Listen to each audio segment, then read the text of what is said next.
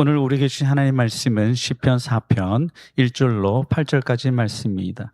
시편 4편 1절로 8절까지 말씀을 우리 한 절씩 교도하도록 하겠습니다. 내 의의 하나님이여, 내가 부를 때에 응답하소서. 곤란 중에 나를 너그럽게 하셨사오니 내게 은혜를 베푸사 나의 기도를 들으소서. 인생들아, 어느 때까지 나의 영광을 받고 욕되게 하며 헛된 일을 좋아하고 거짓을 구하려는가? 여호와께서 자기를 위하여 경건한 자를 택하신 줄 너희가 알지어다. 내가 그를 부를 때에 여호와께서 들으시리로다. 너희는 떨며 번제하지 말지어다. 자리에 누워 심중에 말하고 잠잠할지어다. 의의 제사를 드리고 여호와를 의지할지어다. 여러 사람의 말이 우리에게 선을 보일 자 누구뇨 하오니 여호와여, 주의 얼굴을 들어 우리에게 비추소서.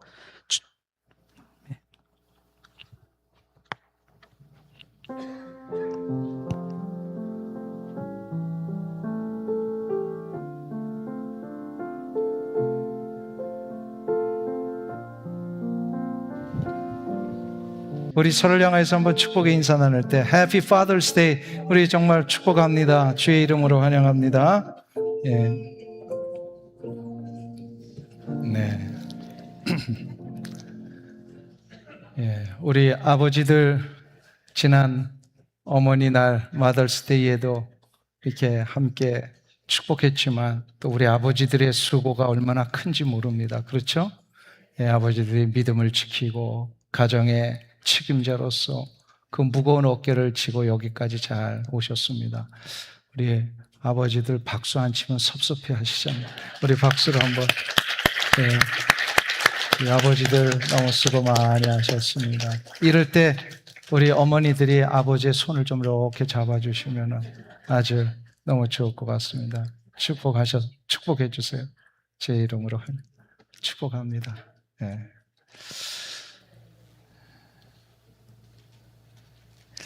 다윗은 지금 압살롬에 쫓기고 있습니다. 그 와중에 다윗의 곁을 지키며 충성했던 몇몇의 장수들이 이 도망하는 길에 같이 동행을 합니다. 그러니까 참 이게 충신이죠. 한 번 모셨던 자기의 주인을 모시는 이 귀한 역사. 근데 압살롬의 이 반란에 가담했던 자들이 눈에 보이기를 시작을 합니다. 그래서 이 압살롬의 반란에 가담했던 배신자들을 보니까 다윗의 이 충신들이요, 피가 끓어오르는 거예요. 어떻게 얼마 전까지만 해도 그렇게 충성하겠다라고 했던 저들이 이렇게 한순간에 배반할 수 있는가? 그러니까 충신의 입장에서는요, 피가 거꾸로 솟기 시작했어요. 특별히 사무엘상 16장에 보면 피난가는 다윗을 향하여서 몰락한 사울 가문의 마지막 친족이었던 시므이라고 하는 자가 다윗을 저주하고 조롱하면서 돌을 던지는 이 광경이 나옵니다. 이때에 이 모습을 보고 있던 다윗의 충신 가운데 한 사람이 시므이라고 하는 군대 장관이 있어요. 이 시므이는 다윗의 조카이기도 했습니다. 이 자가 피가 끓어오르면서 다윗에게 요청합니다. 저 죽은 개 같은 자의 머리를 내가 당장 가서 베고 오겠습니다. 허락해 주십시오. 이렇게 이야기를 합니다. 그러니까 충신의 입장에서 주인이 욕을 먹으니까 막 분노가 일어나는 거예요. 여러분들 같으면은 어떻겠습니까? 여러분들도 그런 마음 혹시 들지 않으십니까? 그냥 이렇게 같이 이렇게 생활하다가 누군가가 배반하면 그렇게 피가 끓어오를 수 있습니다. 이때의 다윗의 반응이 아주 참 놀랍습니다. 누군가가 나를 위해서 이렇게 울분을 막 감추지 못하고 표현할 때 여러분들은 그 뭐예요? 그게 내 마음이야. 가서 베고 와. 이렇게 아유 속 시원하다 한번 이렇게 할 수도 있겠는데 다윗은 그렇게 하지 않고요. 보통의 상식을 뛰어넘는 놀라운 명령을 내립니다. 칼을 내려놔라. 그리고 마음의 성소를 구축하라. 이렇게 명을 내립니다. 여기서 마음의 성소를 쌓는 것, 구축하는 것은 끓어오르는 이 혈기를 지금 잠잠하게 만들고 그 자리에 예배 제단을 쌓으라, 그런 뜻이었거든요. 여기에서부터 이제 능력의 기도가 시작이 된다는 겁니다. 어떻게 이런 상황에서 자기의 부하들은 막 배신한 자들을 향하여 막 복수하겠다고 혈기가 막 끓어오르고 있는 이 상황에서 정작 당사자인 다윗은 이 모든 것을 내려놓고 어떻게 마음의 성소를 쌓으라, 이런 결단을 할 수 있었던 것일까요? 아마 다윗 자신에게도 당장 달려가겠다는 저 아비새의 마음과 다르지 않았을 것 같아요. 자기 이 배반당하고 믿었던 자들로부터 쫓겨나는 이 상황이 얼마나 울분이 찼겠습니까? 그런데 이런 배신에 대한 분노, 상처에 대한 울분을 다윗은 지금 예배로 승화시키고 있는 거거든요. 이게 어떻게 가능했을까요? 그 가능한 방법이 오늘 본문에 3가지로 나와요. 그걸 우리가 한번 붙들기를 원합니다. 이 3가지는 결국 능력의 기도로 나아가는 아주 중요한 원리입니다. 첫 번째로 한번 따라하겠습니다. 심판자의 자리에서 내려오라. 내가 심판자가 돼서는 안 된다라는 뜻입니다. 4절을 한번 보세요. 4절의 말씀을 우리 다 같이 봉독하겠습니다. 너희는 떨며 범죄하지 말지어다. 자리에 누워 심중에 말하고 잠잠할지어다. 지금 분노로 요동치고 있는 측근들을 향하여서 잠잠해라. 그리고 또 자기 자신에게도 동일한 마음이 일어났을 법하잖아요. 그런데도 불구하고 자기의 영혼을 향하여서도 지금 선포하고 있는 거예요. 지금 부들부들 떨 수밖에 없는 내 분노의 상황, 이거는 공포나 두려움 때문이 아니라 이 배신감과 억울함 때문에 일어나는 이 분노잖아요. 이거를 다윗은 이렇게 명령한 거예요. 우리가 배신을 당해서 분노하는 것은 당연하다. 나에게도 이 분노가 있다. 그러나 이 분노에 사로잡혀서 통제력을 잃고 선을 넘는 죄는 짓지 말자. 분노에 사로잡혀서 통제력을 잃어버리고 선 넘는 죄는 짓지 말자. 분노 자체에 어떤 다윗은 인정함이 있었어요. 우리도 연약하기 때문에 이거 일어날 수 있다. 그러나 뭐 하지는 말자? 선 넘지는 말자는 거예요. 선을 넘으면 뭐가 되는 거예요? 죄가 되기 때문에. 이 다윗의 명령을 그대로 신약에 가져온 하나님의 종이 있습니다. 바로 사도 바울입니다. 사도 바울은 에베소 4장 26절에서 이렇게 말씀을 하고 있습니다. 우리 다 같이 읽겠습니다. 분을 내어도 죄를 짓지 말며 해가 지도록 분을 품지 말고. 분을 내어도 죄를 짓지 말라. 이것은 분노라는 감정 자체가 아직 죄까지는 가지 않았지만 만일에 그 분노가 통제력을 잃어버리고 선을 넘는 순간에는 이게 심각한 죄가 된다라는 거예요. 죄를 짓게 만든다는 거예요. 아주 좀 우리의 인간의 심성 속에 일어나고 있는 아주 정확한 진단입니다. 분을 내어도 뭐 하지는 말라? 죄를 짓지 말라. 통제력 잃어버리고 선 넘으면 죄 짓게 되는 거예요. 근데 사도 바울은 여기서 한 걸음 더 나갑니다. 뭐 하지 말라고요? 해가 지도록 분을 품지 말라. 분노를 품은 채 밤에 잠자리에 들지 말라는 거예요. 이것은 다윗이 오늘 본문 시편 4편 4절에서 하신 선포와 동일한 선포입니다. 자리에 누워 심중에 말하고 잠잠하라. 심중에 말하라. 그러니까 내 마음속에서만 말하고 겉으로는 잠잠하라. 그런 뜻이에요. 이것이 바로 다윗의 신약적인 선포입니다. 여기서 우리는 분노라는 것을 성경적으로 한번 다시 정리해 볼 수가 있습니다. 성경은 모든 분노를 악하다고 말하지는 않습니다. 왜냐하면 거룩한 분노도 있잖아요.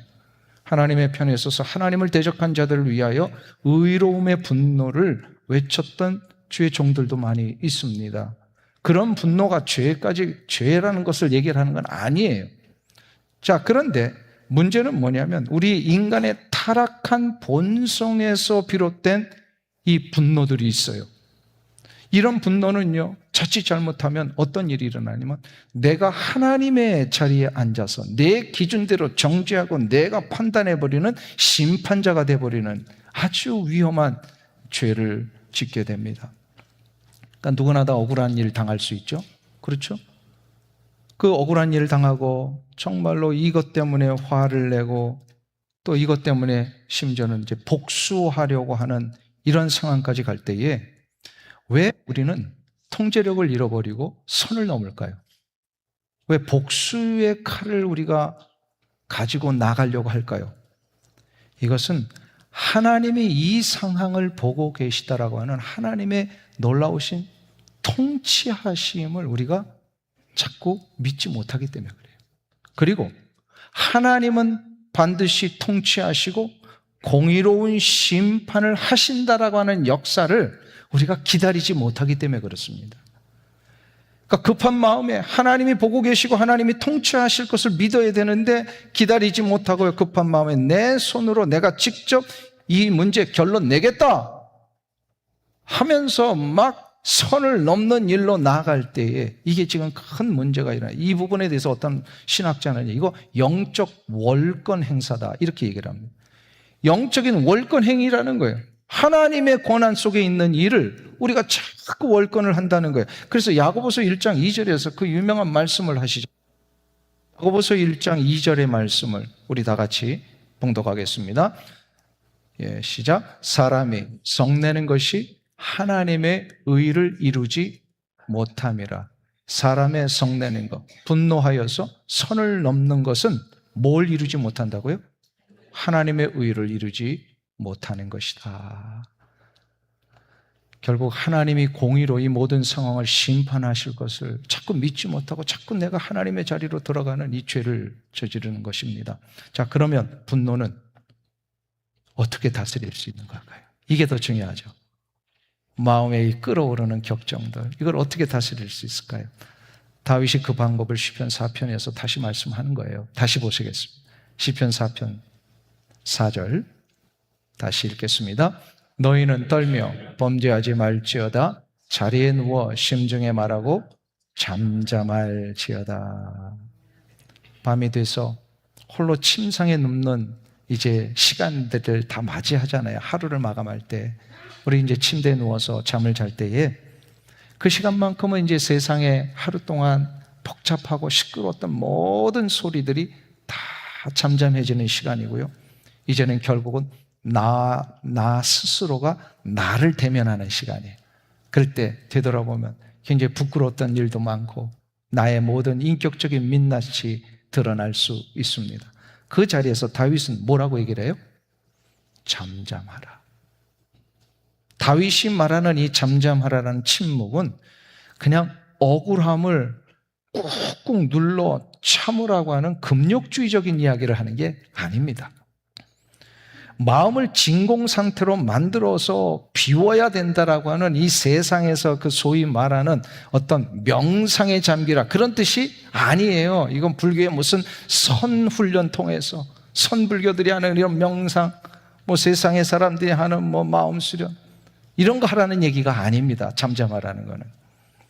제가 수년 전에 한국에 갔을 때 이제 전철을 타고 전철역에서 이렇게 내려서 지하에서 이렇게 올라오는데 한 젊은 사람이 따라 붙었어요. 멀쩡하게 생겼는데 자꾸 나를 따라오는 거예요. 그래서 내가 이렇게 왜 이렇게 자꾸 따라와요? 그랬더니 마음 수련 한번 해보시겠습니까? 이러더라고. 제가 깜짝 놀랐어요. 내가 뭐가 이렇게 고민이 찬 사람처럼 보였는지 마음 수련 해보겠느냐고. 알고 봤더니 단 수련하는 데서 나온 청년이에요. 그 한국에 무슨 단수련 맞죠? 단수련이 이렇게 많이 있는가 봐요. 단이 뭔지 아세요? 그 한국의 무슨 전통적인 걸 가지고 이렇게 수련하는. 세상에 이런 일들이 너무 많아요. 뭐 명상을 한다든지, 뭐 속을 비운다든지 이런 일들을 많이 요즘 하려고 합니다. 근데 성경은 그거를 얘기를 하는 게 아니에요.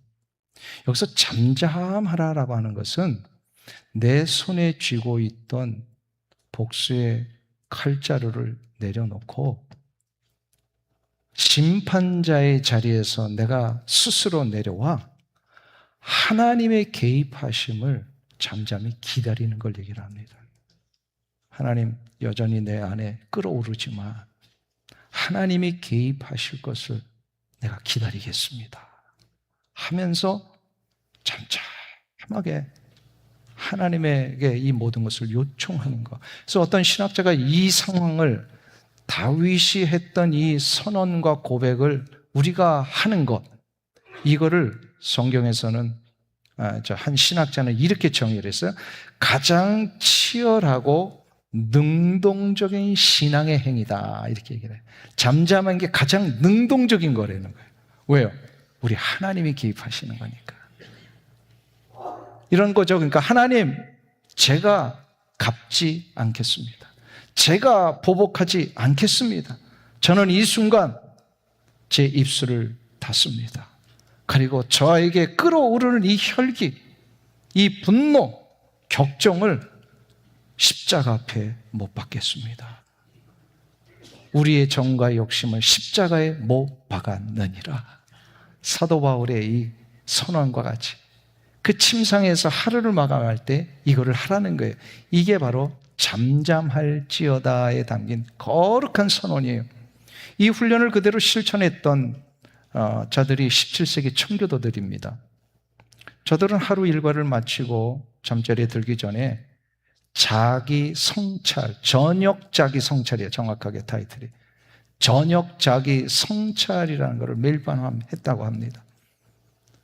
잠자리에 들기 전에 그날 자신의 마음과 말과 행동에서 일어났던 모든 것들을 하나님 앞에서 곰곰이 돌아보는 거예요.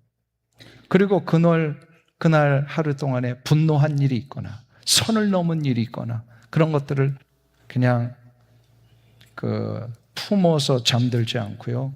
회개와 기도로 하나님 앞에 내려놓고서 잠을 자기를 시작을 했답니다. 이게 이제 한 번에 안 되겠죠? 매일의 훈련 속에 이게 이제 조금씩 됐겠죠? 만일에 품었던 분노를 하나님 앞에 다 내려놓고 잠을 자면 그 잠 잘 잘까요? 못 잘까요? 잘 자게 되어 있습니다. 수면제 안 먹어도 됩니다. 그런데 여전히 분노의 칼을 내려놓지 못하고 잠을 자면 어떻게 되죠? 잠을 자면 분노를 베개 삼아 잠들면 그 이튿날 아침에 일어날 때 그게 더 딱딱한 쓴뿌리가 됩니다. 해결을 못합니다. 그러나 하나님 앞에 이 정말로 자신의 베개를 제단 삼아 그 머리맡에 하나님 앞에 기도하면서 이걸 올려놓으면 아침은 놀라운 새로운 생명의 아침이 됩니다. 이거를 우리가 경험할 줄 안다면 마음을 비우는 것은요, 억지로 무슨 수련한다고 되는 게 아니라 하나님과의 영적인 교통 속에서 이루어지는 거예요. 영적인 관계 속에서 이루어질 때 이게 진정한 마음을 내려놓는 일들이 일어나게 됩니다.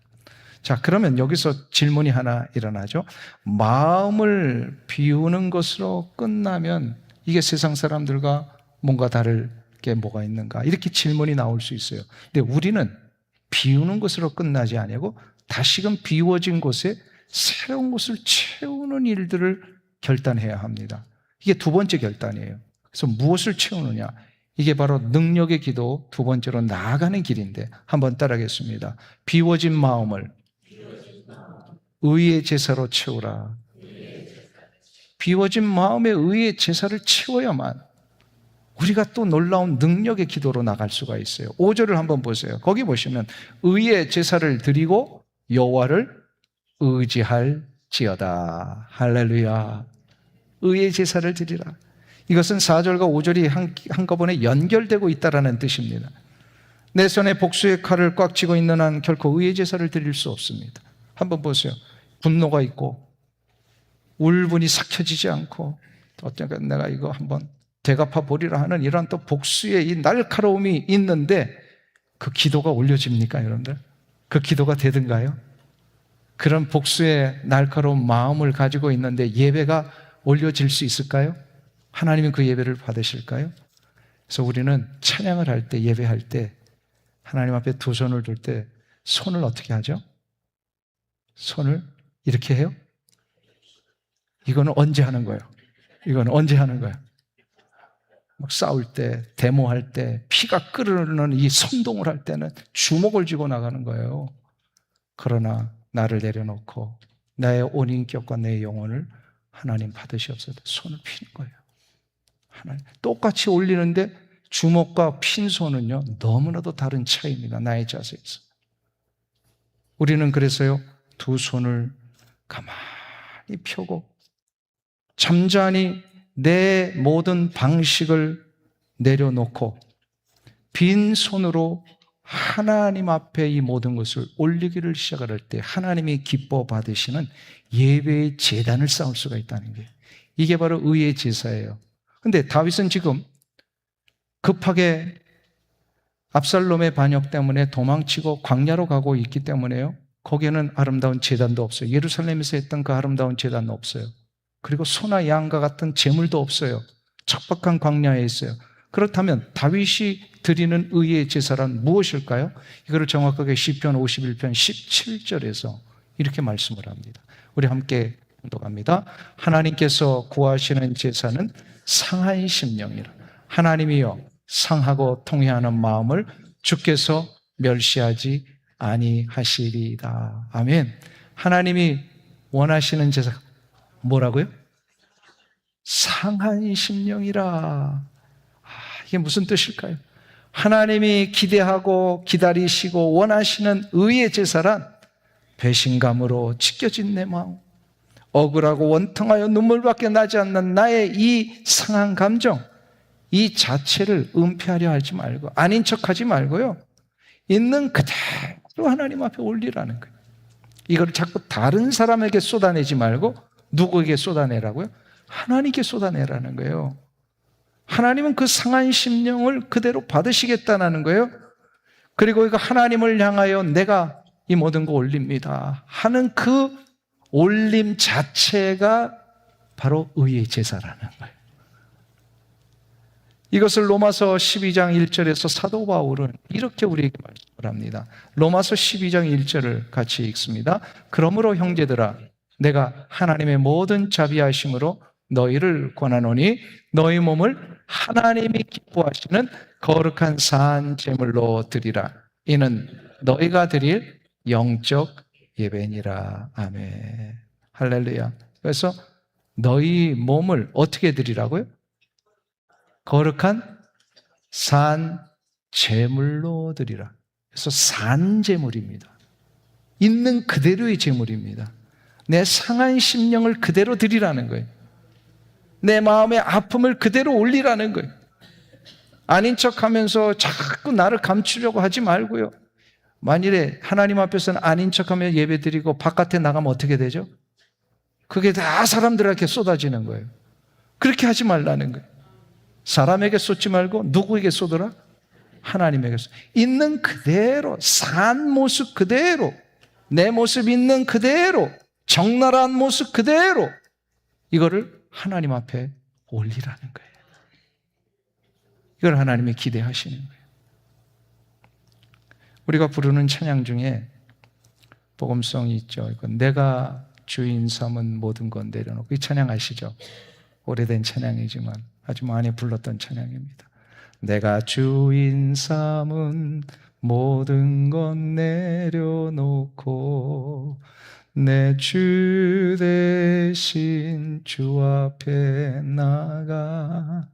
이 찬양 근데 그 후렴구가 어떻게 돼 있죠? 거친 풍랑에도 깊은 바다처럼 나를 잠잠케 해. 내가 주인 삼았던 모든 것, 심지어 나를 주장하고 있었던 그 모든 것, 분노, 아픔, 욕심, 상처, 이것 때문에 막 헤매했던 나, 이게 어떻게 된 거예요? 이거를 다 내려놓고 주님 앞에 나갈 때에 그 내용, 영혼을 삼키고 있었던 그 모든 풍랑이 멈춰진다는 겁니다. 이게 바로 산 제물로 자신을 드리는 자의 축복입니다. 내려놓으면 어떻게 된다고요? 잠잠케 해집니다. 이게 축복이에요. 이 거룩한 의의 제사를 드리기 위해서 그래서 우리는 세 번째 결단으로 나가야 합니다. 한번 따라하겠습니다. 나를 하나님께 온전히 맡기고 의지하라. 5절 하반절이 그걸 말씀을 합니다. 여호와를 의지할지어다. 여호와를 의지할지어다. 할렐루야. 우리는 의지한다고 하면서도 자꾸 의지하지 않는 쪽으로 가고 있었어요. 여기서 의지한다라고 하는 것은 믿습니다 그냥 말로만 하는 것을 얘기하는 게 아니에요. 하나님, 내가 그냥 하나님 의지할 테니까 하나님 도와주세요 하면서 그냥 영혼도 담기지 않는 그냥 말로만 하는 거, 그거 의미하는 게 아니에요.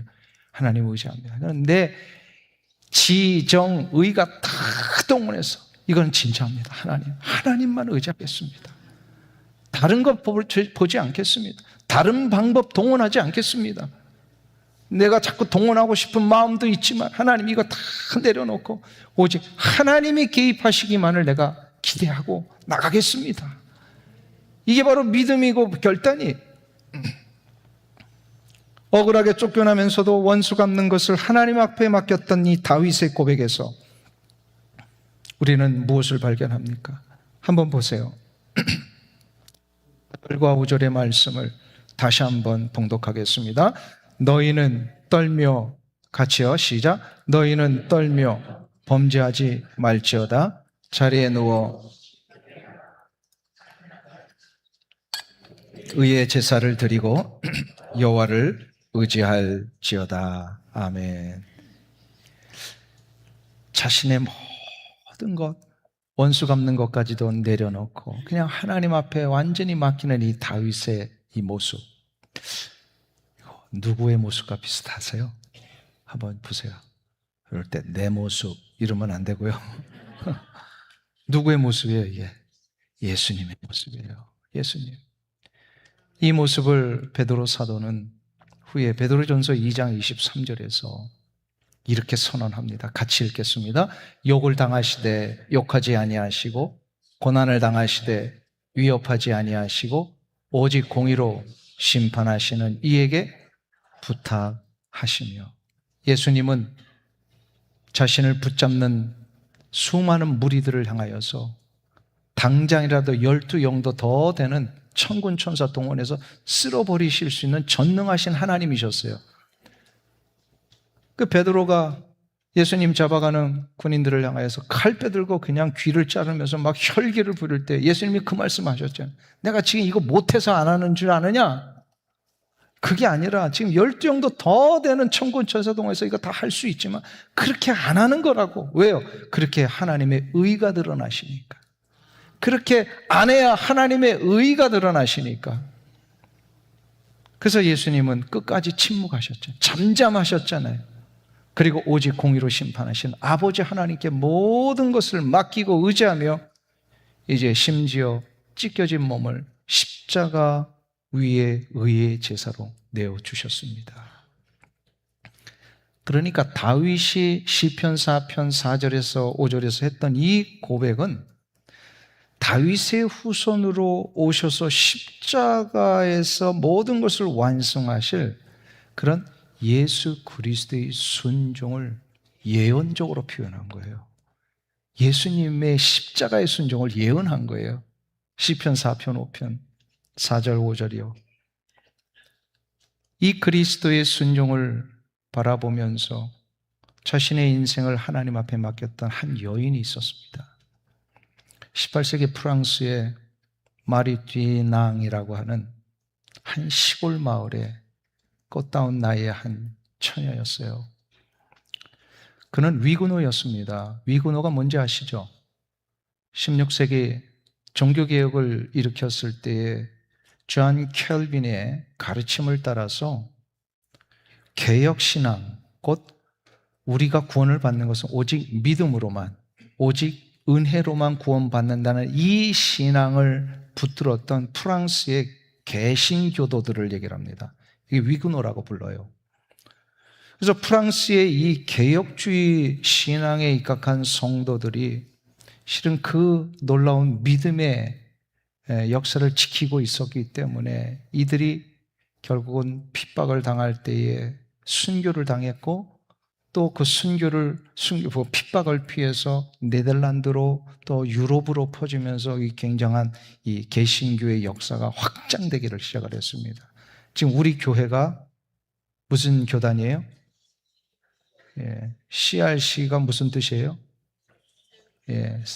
Christian Reformed Church라는 뜻이잖아요. 이게 바로 개혁 신앙이라고 하는 뜻을 가지고 있는 그런 전통을 이어받은 교단입니다. 그러니까 마리뒤낭이나 우리나 같은 계열 속에 신앙을 붙들었던 자예요. 당시에 이 프랑스는요, 이 개혁 신앙을 불법으로 규정을 했습니다. 그래서 위구노들을요, 잔혹하게 핍박을 했어요. 마리뒤낭 역시 다른 무엇도 아닌 이 개혁 신앙을 붙들었다는 이유 하나 때문에 구원받는 것은 오직 하나님의 은혜로만, 하나님 주시는 믿음으로만 받는다. 이거 하나 붙들다가요, 결국 잡혀가게 됩니다. 그래서 19살이라고 하는 이 꽃다운 나이에 콩스탄스라고 하는 아주 그 잔혹한 감옥에 갇히게 돼요. 여기서 풀려나는 길은 단 하나밖에 없었습니다. 입술로 이 개혁 신앙을 거부하는 거예요. 캐톨릭이 강조하는 것을 그대로 따른다고 한 말 한마디만 하면은 저들은 살아나올 수 있었어요. 자유의 몸이 될 수 있었어요. 그러나 이 마리뒤낭은 그렇게 하지 않습니다. 내가 구원받은 것은 오직 하나님의 은혜로만 구원받습니다. 하나님이 주신 믿음으로만 구원받는다. 이거를요, 19살의 그 어린 소녀가 이거를 붙들었던 거예요. 그러니까 감옥에서 나올 수가 없었고, 이거를 끝까지 38년 동안 지킵니다. 그러니까 19살이 들어와서 38년 동안 감옥 생활을 한 거예요. 그 긴 세월 그는 자신을 가두었던 자들을 향하여 복수를 꿈꾸지 않았습니다.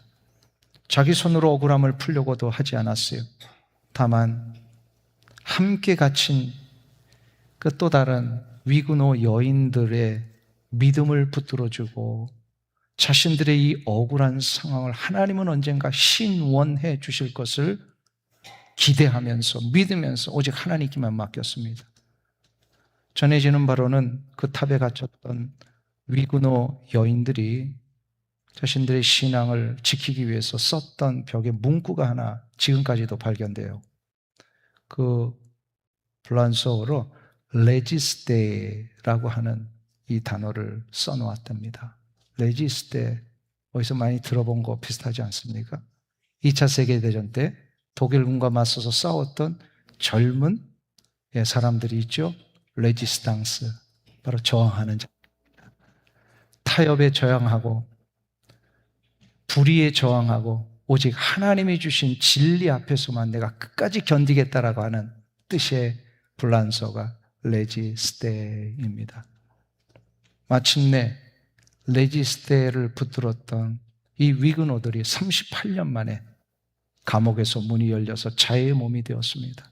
왜 그럴까요? 하나님이 그 믿음을 지킨 자들에게 그 믿음이 헛되지 않게 하셨기 때문이에요.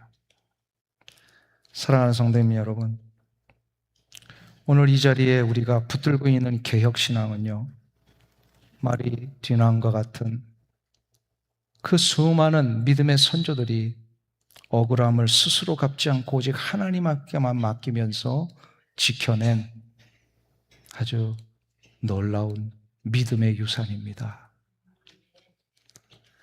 내 손으로 억울함을 풀려고 하는 이 모든 시도들을 내려놓고 오직 공의로 심판하시는 하나님을 믿고 기대하며 맡길 때에 하나님은 반드시 친히 개입하십니다. 이거 믿으세요? 하나님은 개입하시는 거예요. 이거를 믿는 믿음이 진정한 믿음입니다. 오늘 저는 여러분 한 가지 숙제를 드리려고 합니다. 오늘 밤 저녁에 여러분의 침대에서 잠을 청하실 때에 그 여러분이 잠을 청하시는 침대는 분노의 침대입니까? 아니면 은혜의 성소입니까? 그냥 원하는 걸 얘기를 하지 말고 진짜 하고 있는 걸 얘기를 하셔야 돼요. 네. 여러분의 침대는 분노의 침상입니까? 은혜의 정소입니까? 예. 로마서 10장 19절은 이렇게 말씀을 합니다. 우리 사도 바울의 아주 놀라운 뭐랄까 하나님의 약속에 대한 선언인데요. 우리 같이 읽겠습니다. 내 사랑하는 자들아, 너희가 친히 그리고 하나님의 진노하시는 원수 갚는 것이 내게 있으니 내가 갚으리라고 주께서 말씀하시니라. 마이크가 자꾸 좀 혼선이 오는 것 같아요. 제가 바꿨습니다. 이 말씀 그대로 한번 우리 가슴에 담으며 오늘 저녁을 맞이하시기를 축원합니다. 우리의 혈기가 잠잠해질 때 만물의 재판장 되신 하나님께서 비로소 일하기를 시작하십니다. 자, 그럼 이거를 우리가 역으로 생각을 해보면 왜 하나님이 아직도 나의 삶에 개입을 안 하실까요? 왜 안 하실까요? 아직 내가 뭐가 안 된 거예요? 이 침상을 분노의 침상으로 자꾸 만들고 있기 때문에 그러는 거예요. 이 침대를 은혜의 제단으로, 은혜의 성소로 하나님 앞에 올릴 때에 비로소 하나님은 개입하십니다. 믿으십니까? 오늘 저녁부터요. 그래서 제가 숙제 드린다 그랬잖아요. 분노의 모든 소음들, 내 마음에서부터 일어나는 소리들 다 잠재우시고요. 의의 제사를 올리시며 만물의 재판장 되신 예수님에게 이 모든 것을 온전히 맡기시기를 축원합니다. 그때에 하나님이 여러분의 변호자가 되어 주실 것입니다. 여러분의 눈물을 가장 영광스러운 승리로 갚아 주실 것입니다. 이 은혜가 있기를 축원합니다. 그런 의미에서 오늘 아까 제가 소개했던 찬양을 좀 같이 불렀으면 좋겠어요. 내가 주인 삼은 모든 것 내려놓고 내 주 대신 주 앞에 나가. 우리 함께 이 찬양 부르기를 원합니다.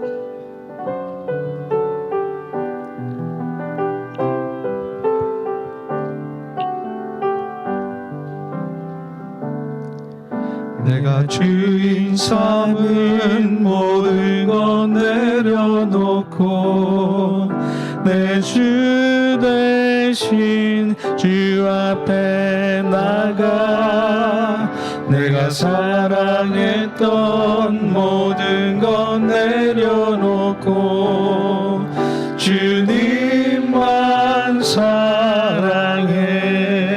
내가 주인 삼은 내가 주인 삼은 모든 것 내려놓고 내 주 대신 주 앞에 나가 내가 사랑했던 모든 것 내려놓고 주님만 사랑해. 주 사랑 거친 풍랑에도 주 사랑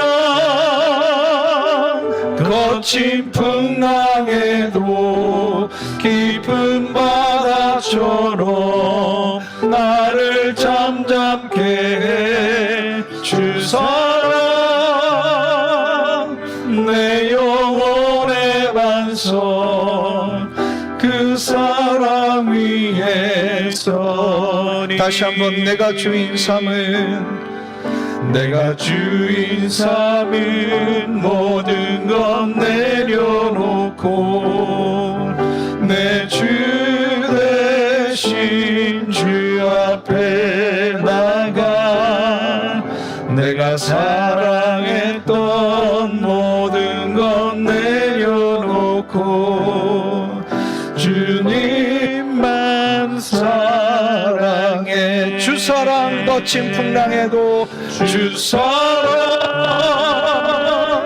거친 풍랑에도 깊은 바다처럼 나를 잠잠케 해. 주 사랑 내 영혼의 반석 그 사랑 위에 서리 주 사랑 거친 풍랑에도 주 사랑 거친 풍랑에도 깊은 바다처럼 나를 잠잠케 해 주 사랑 내 영혼의 반석 그 사랑 위에 서리. 하나님 아버지 은혜와 사랑을 감사합니다. 나 같은 자를 선택하시고 구원하셔서 여전히 변함없으신 하나님의 사랑으로 이끌어 주시며 인도해 주시니 감사를 드립니다. 하나님 아버지, 우리의 유일한 변호자가 되어주신 하나님을 믿습니다.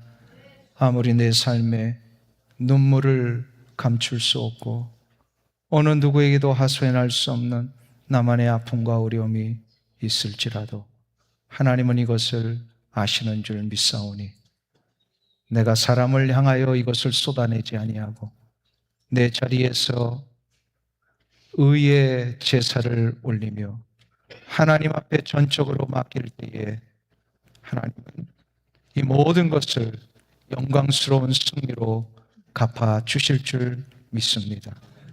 이 은혜와 인도하심을 이 한 주간을 승리합니다. 주여 나를 인도하여 주시옵소서. 예수님의 이름으로 기도하옵나이다. 아멘.